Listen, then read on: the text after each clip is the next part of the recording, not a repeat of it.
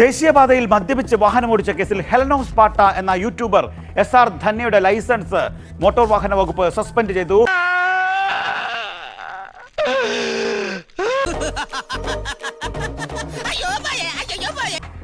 മൂന്ന് ദിവസത്തെ മോട്ടോർ വാഹന വകുപ്പിന്റെ പരിശീലന പരിപാടിയിലും ധന്യ പങ്കെടുക്കണം എന്ന് ഉത്തരവ് വന്നിരിക്കുന്നു.